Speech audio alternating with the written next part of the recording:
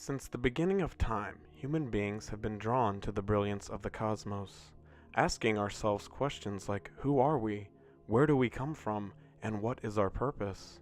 Throughout the years, there have been many theories and discoveries that have helped mankind along the way. Is there a division between modern science and what the ancients believed? For years, ancient civilizations all across the world illustrated themselves in a unique way that is much different than the current model today. Can modern science provide some answers to these questions? And what part did occultic magic rituals have to do with any of this?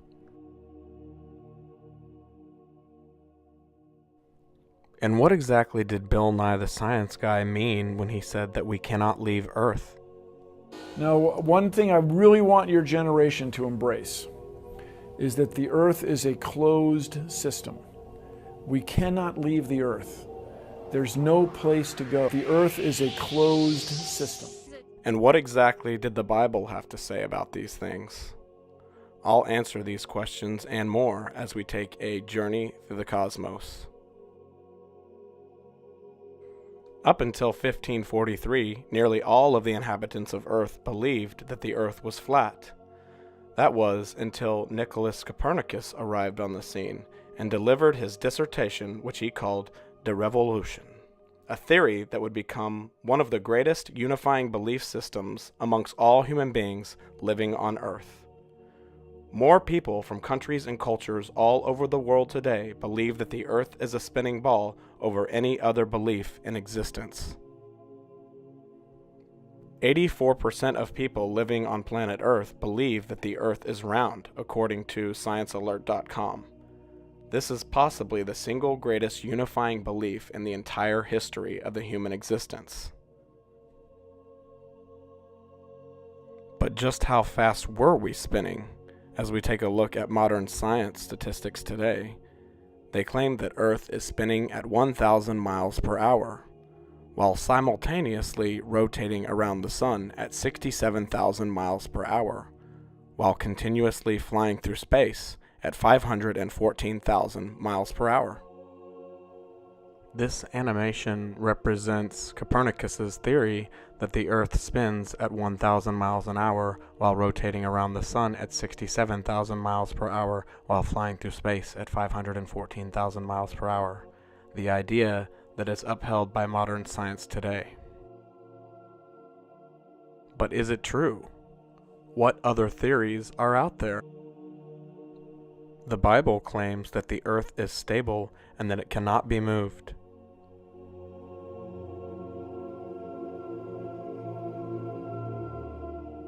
And who is Copernicus, the man responsible for the most widely held belief on Earth? Copernicus formulated the model of the universe as we know it today, triggering the scientific revolution. But Copernicus had a darker side to him, as we read from his own words in his own book, De Revolution. Let's read the text. For the sun is not inappropriately called by some people the lantern of the universe, its mind by others, and its ruler still by others. Hermes, the thrice greatest, labels it a visible god, a Sophocles Electra, the all-seeing. Thus, indeed, as though seated on the royal throne, the sun governs the family of planets revolving around it. Moreover, the earth is not deprived of the moon's attendance. On the contrary, as Aristotle says in a work on animal, the moon has the closest kinship with the earth. Meanwhile, the earth has intercourse with the sun and is impregnated for its yearly parturition. It wasn't unlike many scientists to study hermetics and reference it in their work. Many have done so throughout the years. But what exactly was hermetics, and who is this Hermes god Copernicus looked up to so much? Hermeticism is a religion that is based on the god Hermes. Hermes, shown here, oddly enough with two serpents on his trident, was a Greek mythology god. Hermes was the god of trade and trickery. Hermes was known as the divine trickster and the conductor of souls in the afterlife. The philosophies of Hermetics are centered around theurgy, which is the science of the divine, and alchemy, the ultimate goal of which is to attain divine consciousness. The secrets of the Hermetics were heavily protected by their close-knit tight group, referred to by the Hermetic Order of the Golden Dawn. This organization of the Hermetic Order of the Golden Dawn is still in existence today. Masks are worn during their rituals to protect the members' identities. This modern-day ritual stems from a past that dates all the way back to the rituals which were held during the day of Copernicus, and even before Copernicus. The existence of the Golden Dawn was not known to the general public because of the severe penalties of disclosing the secrets, penalties such as death. This organization's secrets were kept until 1905, when Aleister Crowley revealed them to the general public for the first time. More on Aleister Crowley later. There certainly is a concerning shroud of secrecy surrounding Copernicus and those who he associated with. But what other theories have existed on the topic throughout history? And what did the Bible have to say about this particular matter? Let's examine some of the scriptures.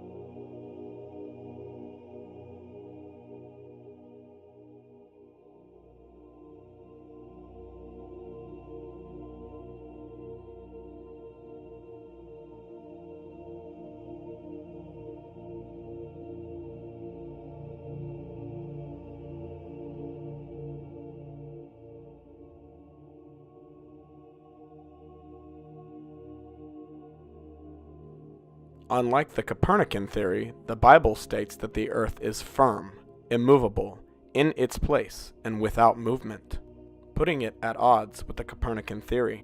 Of course, with the development of NASA, this should be an easy debate to settle. After all, we have already been to the moon and explored other planets, so proving that the earth is flying through space at 500,000 miles per hour should be pretty easy. But it's not as simple as you may think. You see, only 18% of people living in the United States trust their government. And with a government budget of nearly $20 billion a year, some private scientists and Americans are certainly interested to see where their hard-earned tax dollars are going. One large part of the NASA budget is allocated to an operation that creates computer-generated images of Earth. Unlike photos that are taken with real cameras, computer-generated images, or CGI, are composites created by data analysts at NASA. Let's take a look.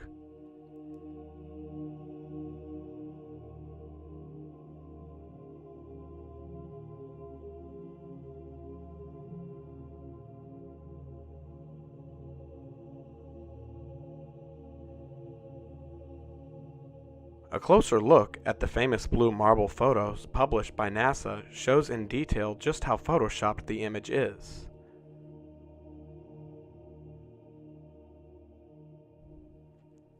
Let's take a listen to Robert Simmons from the Department of Image Design of NASA, the one who created the most recent blue marble photo from NASA, as he describes the process.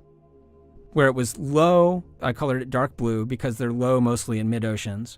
And then where it was a little bit higher, it was like a little bit brighter green. Then add the clouds back in. There's a small problem with it because there's a very slight gap. So some of those are painted on. It is photoshopped, but it's has to be. Although the images published by NASA are computer-generated composites, there are other images of Earth that have been published by the National Weather Service and other aviation-based organizations that are not computer-generated. These photos are taken using a traditional camera. Let's take a look.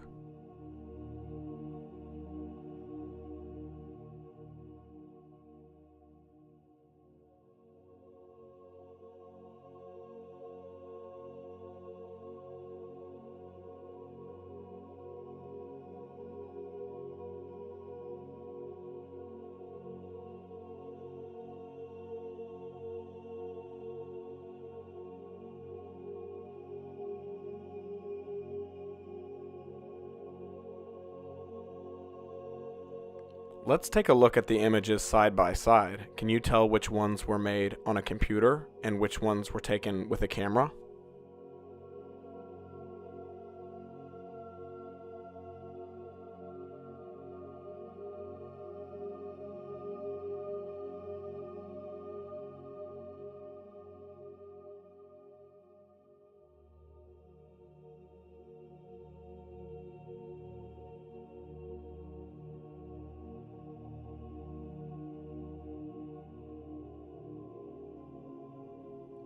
Computer-generated imaging is also used by NASA and other space organizations to represent satellites.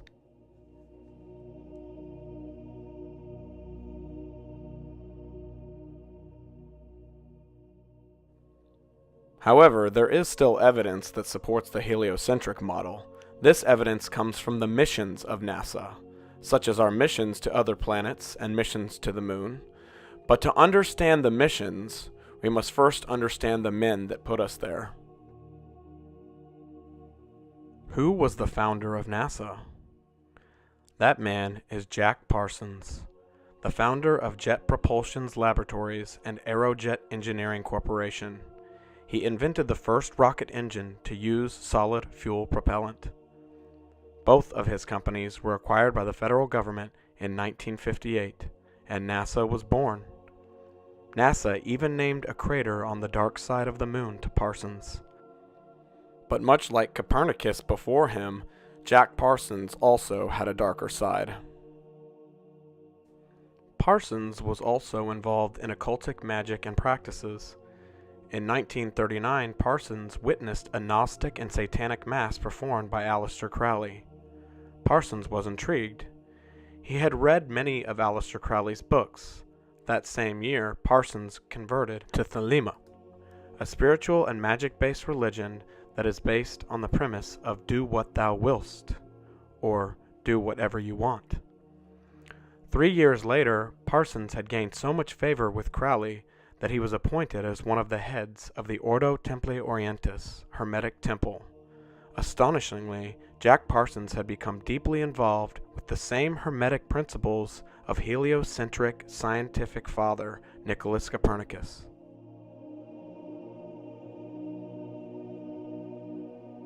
In 1946, Jack Parsons, founder of NASA, joined L. Ron Hubbard, founder of the Scientology religion, in the desert for a major ritual that they had been planning for quite some time. This ritual was called Babylon Working. The ritual was designated to manifest an incarnation of the divine feminine called Babylon. To put it simply, they performed sex magic rituals in the desert in order to summon a feminine demon. One can only wonder if Parsons came up with the idea of summoning Babylon the Great from the Bible, as the book of Revelation refers to this creature as well. Regardless, now you know the story behind the man that founded NASA. But who was this man that Jack Parsons looked up to so much? Aleister Crowley was an occultist, magician, drug experimenter, and Satan worshipper, and famous for all of his publications, most of which the Book of Law, which can be purchased still to this day on Amazon. Crowley claims that he was visited by a spirit demon by the name of Aiwass, and this demon actually told Crowley what to write in the Book of Law, his most famous publication. This picture of the creature was drawn by Crowley, and Crowley considered the encounter a divine experience. Here are just a few passages from his book.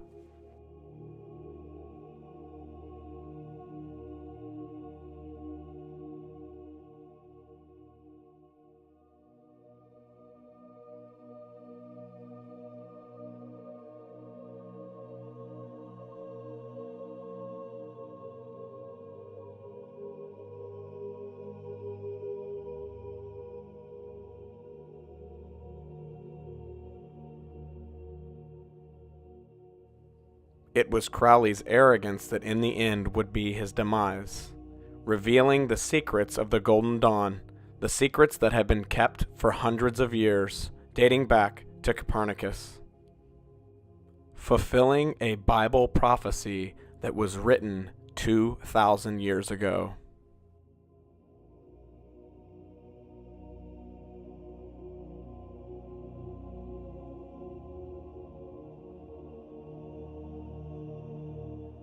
Meet the fathers of the modern-day worldview and religion.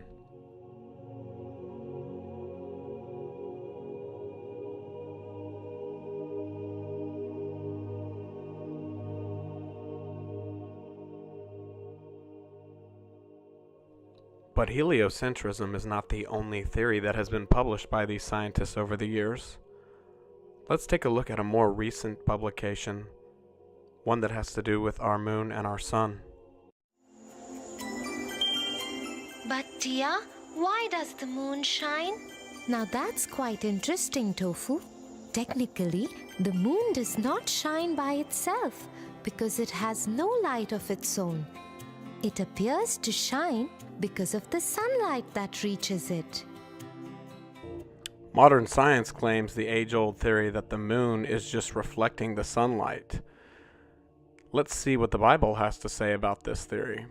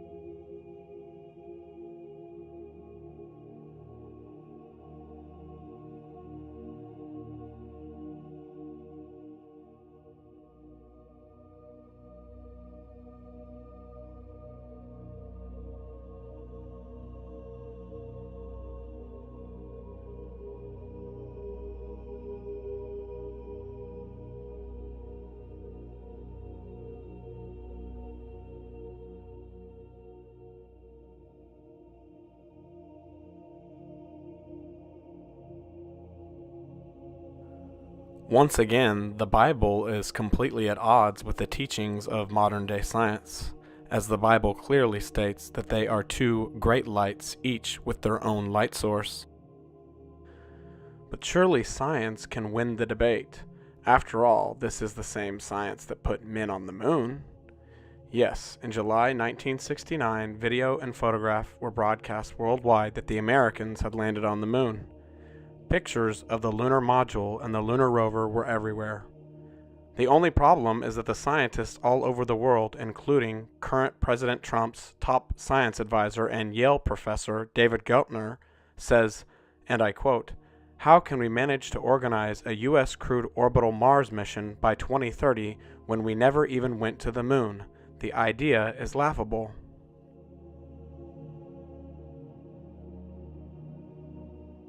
You see, basic meteorology, which is the study of our atmosphere, tells us that roughly 50 miles above our head begins the layer of our atmosphere called the thermosphere. It is the last layer of our atmosphere before we reach outer space. The issue is that radiation and heat grow at an exponential rate. Simply put, the thermosphere reaches temperatures of nearly 4,000 degrees Fahrenheit. Considering that most of our space exploration devices were built from aluminum, and considering that aluminum melts at 1,200 degrees Fahrenheit, it is very easy to understand why some scientists do not believe that we have landed on the moon. Other scientists have made the claim that the lunar module looks like it was made from tin foil and construction paper.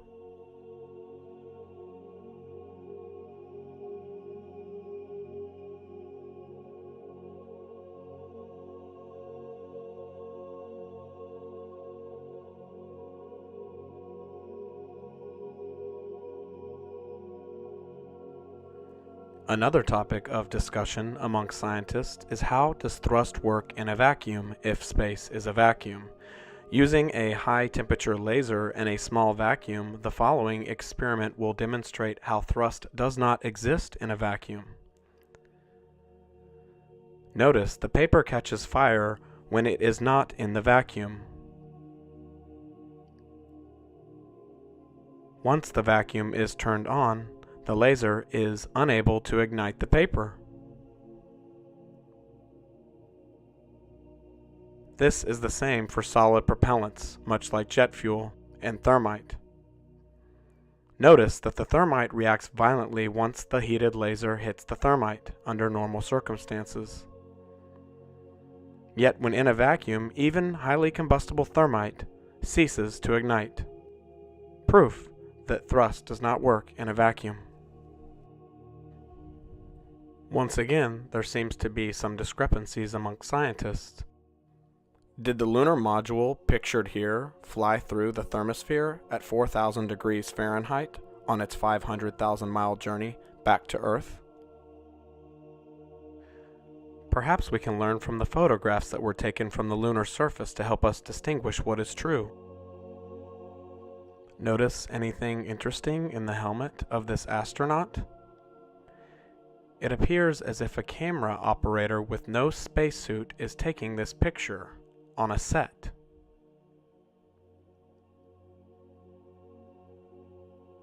Do you see it in the reflection of his mask?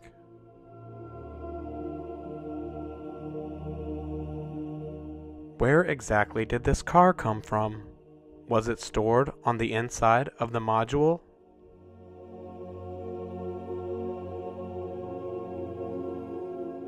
Using basic math provided by NASA's own website, we know that across all missions, a picture was taken every 50 seconds.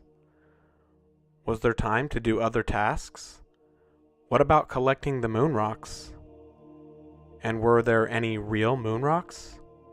Curators at the Amsterdam's museum declared that the moon rock given to them by Buzz Aldrin was actually petrified wood.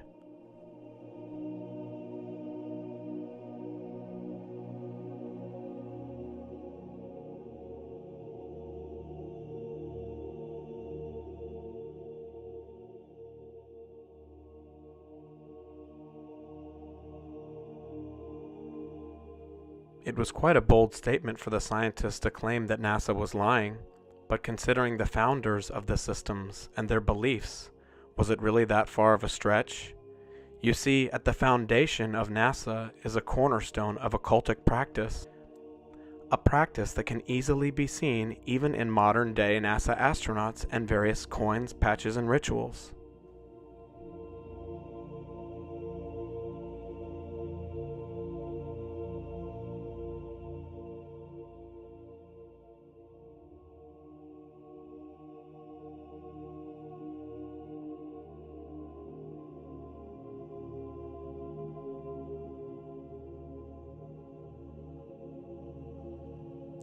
But what about the International Space Station? Modern scientists use the ISS as proof that they are out in space exploring. But let's examine the evidence of this. How high up? The International Space Station is 254 miles above our heads. How large? The International Space Station is 3,000 square feet. As we take a look at the specs from Air Force One, we can see that the ISS is just a little bit smaller than the Air Force One plane of the United States. Airplanes can only fly about 7.5 miles above our heads. The reason for this is because the atmosphere is too thin above that marker. This is why some say it would be impossible for us to see the International Space Station fly over our head, because it is only the size of an airplane. This is what airplanes look like in the night sky when a person is standing on the earth.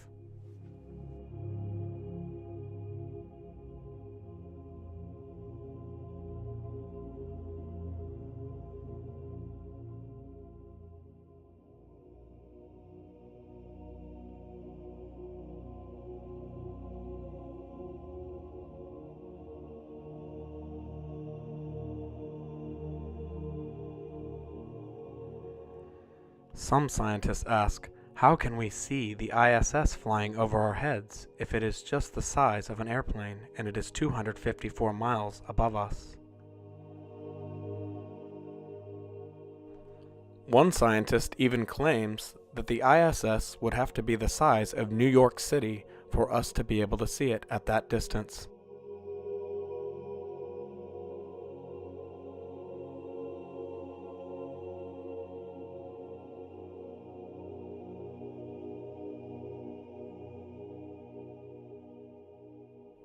However, NASA scientists claim that they have been to space, and they can prove it by the video that they have taken from the International Space Station. Let's take a look.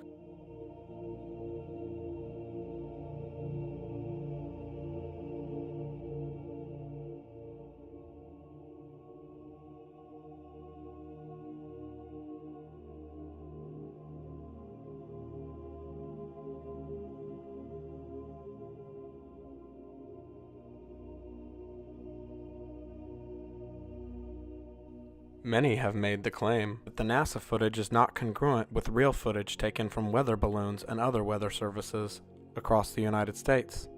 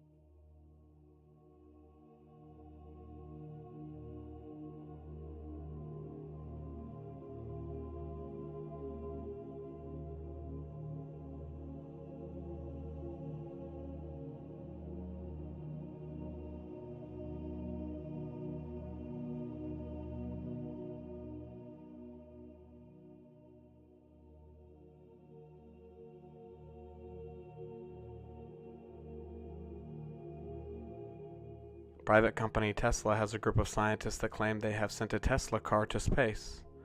They also have video of this. But before we take a look, let's learn a little bit about Tesla and their founder, Elon Musk. I mean, with artificial intelligence, we are summoning the demon.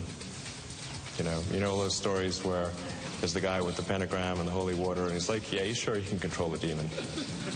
Didn't work out. As an atheist agnostic, Musk has said that science and religion are not able to coexist. He added that we live in a simulation, and there are many simulations out there. Some scientists question whether Elon Musk is a scientist at all, and where he gets his ideas. Let's take a listen to Elon Musk on the Joe Rogan Show. Tobacco and marijuana in there. That's all it is.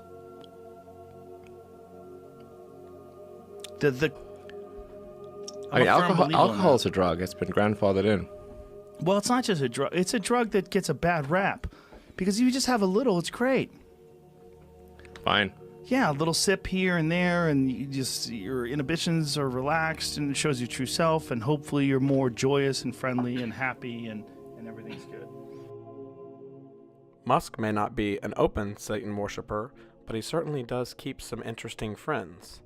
His girlfriend Grimes, however, an avid Satan worshiper, is most known for her music, with albums such as Art Angels, with songs including lyrics like, "She's giving up the cross, she'll end her faith, and I can believe in myself." Friend choices aside, some scientists believe that Tesla has bigger problems. They ask the question, how is it that a car company that had to refund 23% of its initial models while recalling an additional 14,000 cars, while simultaneously laying off 3,000 employees, had the funds and resources to launch a rocket and a car into space? But that answer is clear. Tesla is not a private company. Although its formation is private, it receives billions of dollars in government subsidies, making it no different than NASA.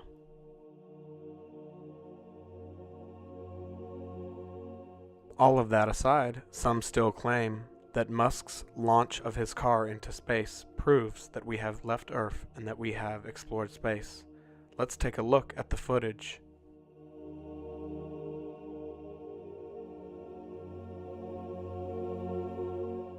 In February 2018, Tesla claimed to have sent this one car into space. Some opposing scientists, however, believe that this footage is also computer-generated video.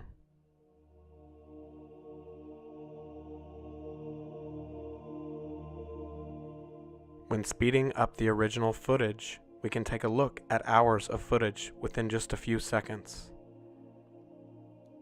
Some scientists claim that there are no clouds moving in the background, although hours of footage is being seen. Also that there is no land. Scientists claim that the clouds would be moving in the background if this footage were true. Musk was actually asked about the footage being fake, and this is what he had to say. Well, I think it looks so ridiculous and impossible. And you can tell it's real because it looks so fake, honestly. Which I kind of like the absurdity of that. I mean, it's kind of silly and fun, but I think that just the imagery of it is something that's going to get people excited around the world.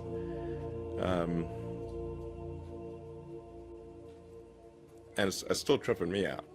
I mean, I'm tripping balls here. I think that just the imagery of it is something that's going to get people excited around the world. I mean, I'm tripping balls here. This has led to a myriad of questions from scientists all across the world. Questions like, why are the graphics being edited?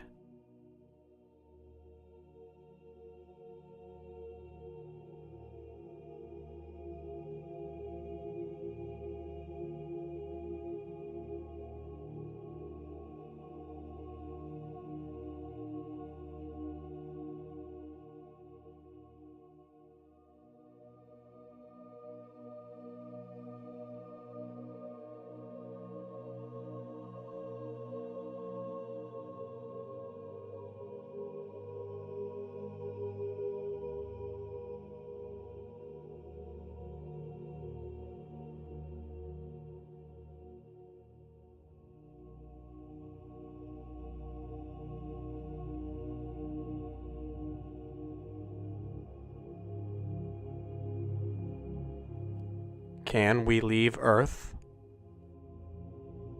Now, one thing I really want your generation to embrace is that the Earth is a closed system. We cannot leave the Earth. There's no place to go. The Earth is a closed system. How do you recycle the oxygen? It's the main crucible test bed where we've been trying to grind out all the lessons that will eventually let us go to the moon, Well, that's a great question. The plan that NASA has is to build a rocket called SLS, which is a heavy lift rocket. It's something that is much bigger than what we have today, and it will be able to launch the Orion capsule with humans on board, as well as landers or other components to destinations beyond Earth orbit. Right now, we only can fly in Earth orbit. That's the farthest that we can go. And this new system that we're building is going to allow us to go beyond and hopefully take humans into the solar system to explore. So the moon, Mars, asteroids, there's a lot of destinations that we could go to. English in reading too much, but I've since grown out of that and I enjoy reading now. And I played a lot of sports. And all of that happened in a little town called York, Maine, across the United States from where we're talking to you right now.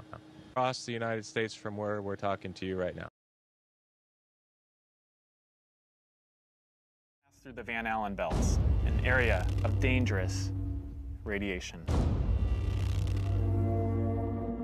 Radiation like this could harm the guidance systems, onboard computers, or other electronics on Orion. Naturally, we have to pass through this danger zone twice, once up and once back. We must solve these challenges before we send people through this region. The technologies that we're testing out on Space Station are definitely helping us with our goals of going beyond low Earth orbit. So we have a really robust exploration program at NASA. Previous program, we are setting a course with specific and achievable milestones. Early in the next decade, a set of crewed flights will test and prove the systems required for exploration beyond low Earth orbit. Where is the evidence from the moon? I'd go to the moon in a nanosecond. The problem is we don't have the technology to do that anymore. We used to, but we destroyed that technology, and it's a painful process to build it back again. I haven't seen anything that indicates the telemetry data is even in existence, and as I said, even if we had it, we don't have the machines to play it back. But your own research has shown the telemetry data is missing. That's right. Can we see the stars from space? Whilst in space, have you ever looked away from Earth into the black void? Yeah. All because the you time. can see. Because you can see the stars. Oh yeah. You know, and pretty much all the time you can see the stars. Yeah. It's not a which is black cool void. thing. I mean, it's black, but there's all kinds of little polka dots. There's all the stars there. We were never able to see stars from the lunar surface or on the daylight side of the moon by eye without looking through the optics. I don't recall during the period of time that we were photographing the solar corona what stars we could see. I don't remember seeing any. You can see the stars. Oh yeah. You know, and pretty much all the time you can see the stars. I don't remember seeing any. What else is being said? What is gravity? I have no idea. Okay, next question. What is it? I think Einstein, in an Einsteinian answer, we would say gravity. I think Einstein, in an Einsteinian answer, we would say gravity. That Einstein noted that matter tells space how to curve. Space tells matter how to move. And we interpret that as a force of gravity. That's probably the best answer I can give to a what is gravity question, or why is there gravity. That's the best I can do there. I think that's a good start. So you spin, you know, when you spin pizza dough, it kind of flattens out. Yeah. It gets wider in the middle. And so Earth, throughout its life, even when it formed, it was spinning. And it got a little wider at the equator than it does at the poles. So it's not actually a sphere. It's oblate. And officially it's an oblate spheroid. That's what we call it. But not only that, it's slightly wider below the equator than above the equator. A little chubbier. Yeah. Chubby's a good way. It's like pear-shaped. Pear-shaped. Leo Enright from Irish Television.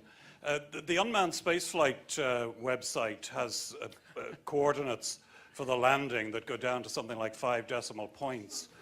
I just wanted to confirm with you that that you do have them. Have those sort of coordinates, and am I reading those coordinates correctly when I see that it looks as though you've landed within 500 meters of the skirt around the mountain? That, I mean, you're really very close to the mountain at the closer end in the landing ellipse, and possibly within striking distance of the phyllosilicate trench. I can't confirm that. My estimate, I'm looking for somebody, yes, there's somebody in the audience here who has that in the tip of their noggin. We should have soon that estimate. The ultimate destination is Mars. So if you gave me all the money in the federal budget today, I could not get a human to Mars. I think that what you're doing is taking a shot in the dark.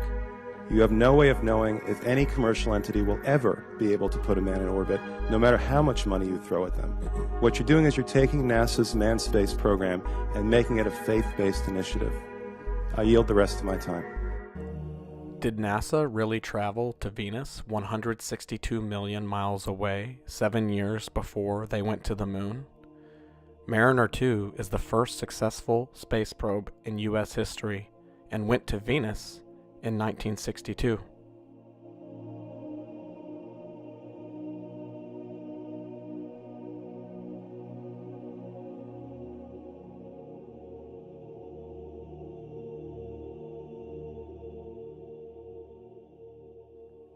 Many scientists and Americans are asking the question, why? But when you take a look at the list of the people that were involved with the creation of these theories and these space exploration programs, and you combine that with the amount of money that they are generating from tax dollars, the answer is quite obvious. But then there are also some that believe that there is something much more sinister at play than just money. As we once again take a look at biblical scripture, There's a story once told about the Tower of Babel.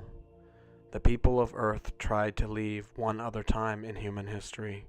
They built a tower as tall as they could to try and go up into the heavens to destroy God.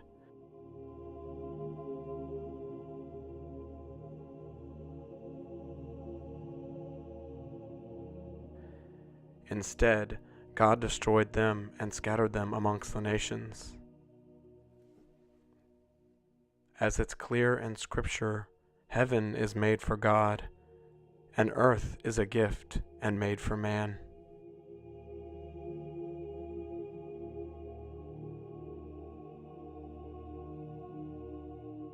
Once again, biblical prophecy is being fulfilled right before our very eyes. Now, one thing I really want your generation to embrace is that the earth is a closed system. We cannot leave the earth. There's no place to go. The earth is a closed system.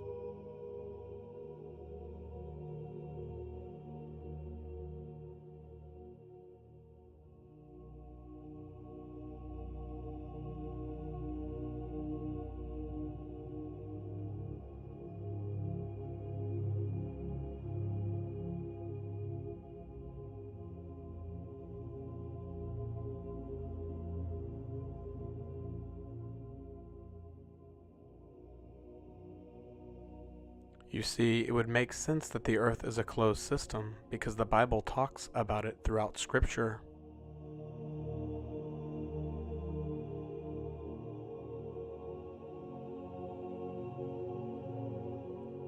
Perhaps this is why ancient cultures from across the world throughout time have always illustrated the earth in the same way.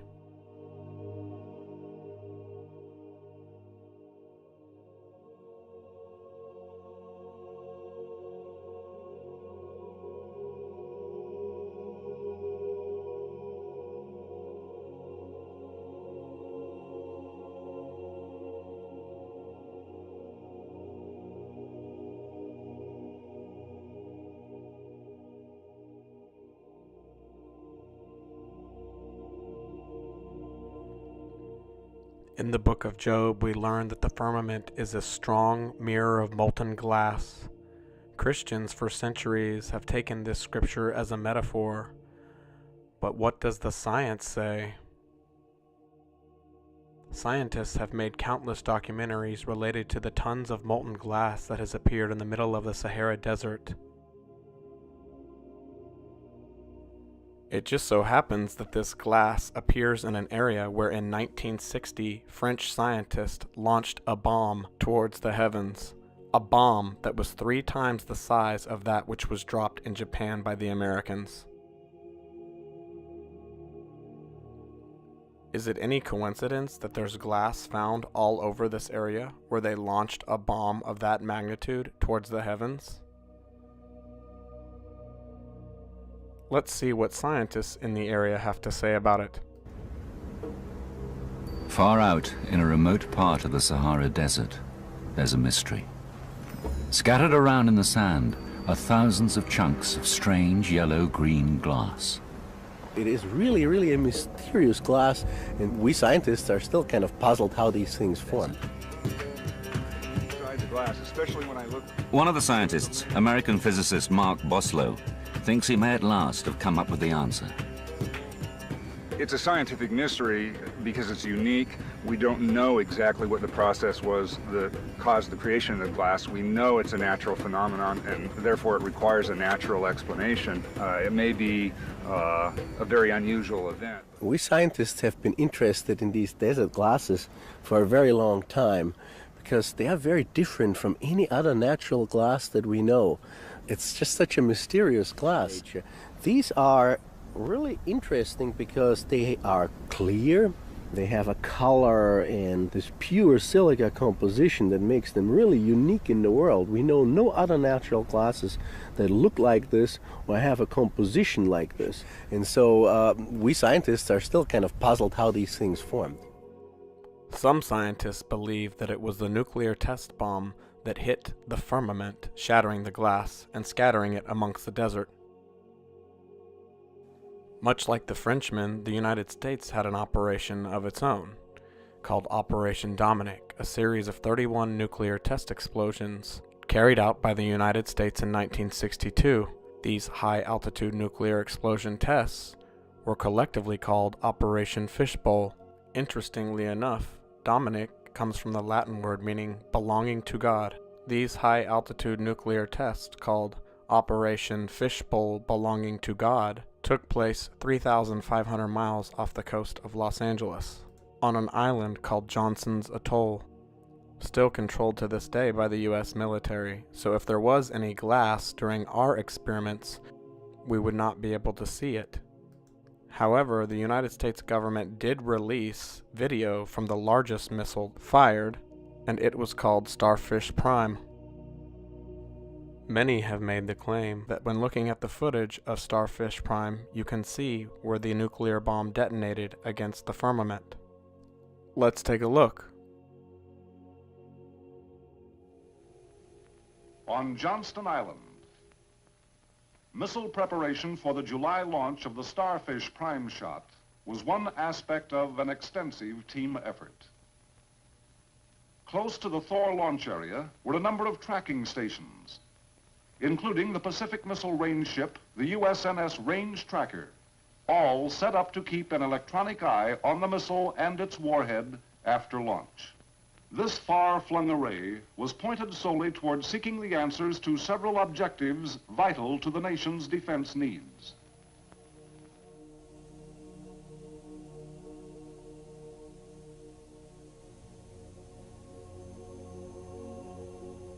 What you're looking at here is a missile that was launched from the top of a tower towards the ceiling of Earth.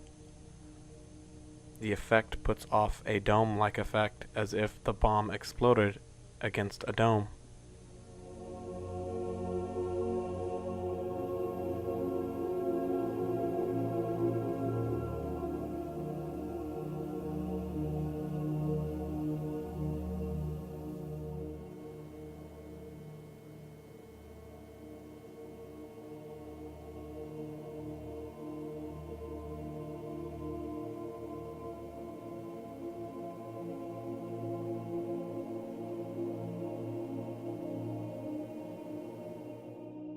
The Bible and science are certainly at odds with one another.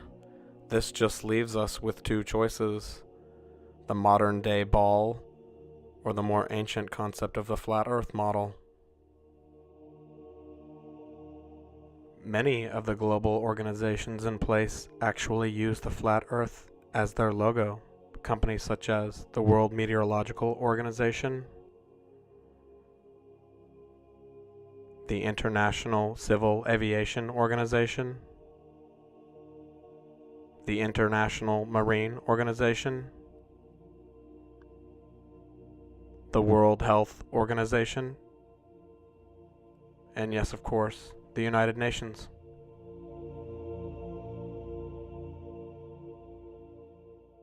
Perhaps it's because they already know that there is a firmament above us, and that our Earth is actually a flat, stationary plane surrounded by ice.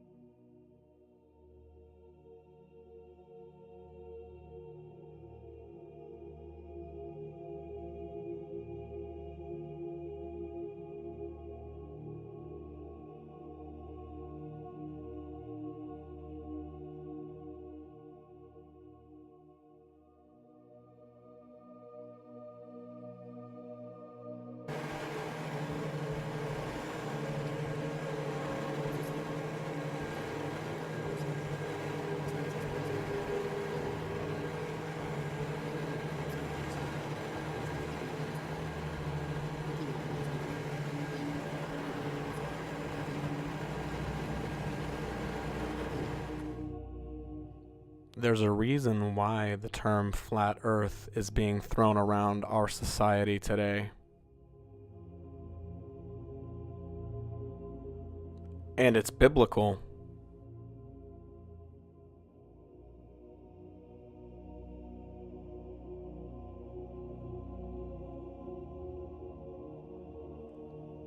Let's meet the people that are finished with this deception.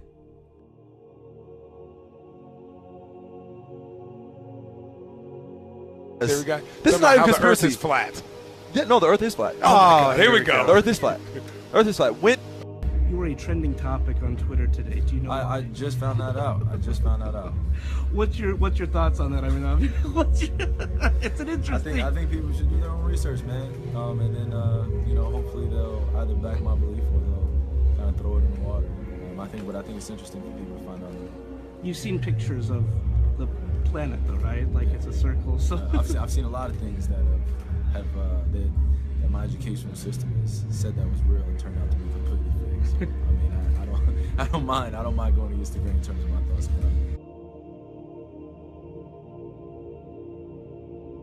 We ever been to the moon? Nope. They gonna come get us. I don't think so either. I'm conspiracy. Sorry, I don't want to start a conspiracy. They ain't been on the moon. You don't think so? Mm-mm. Please tell me that you believe that human beings landed on the moon. I'm with Steph and AI on this one. I knew it. I'm with them on this one. Okay, if you're gonna say you've seen the footage. Let me tell you this. There's footage. I see a lot of footage that gets doctored. I see a lot of footage. Look at that that's footage. Not necessarily accurate.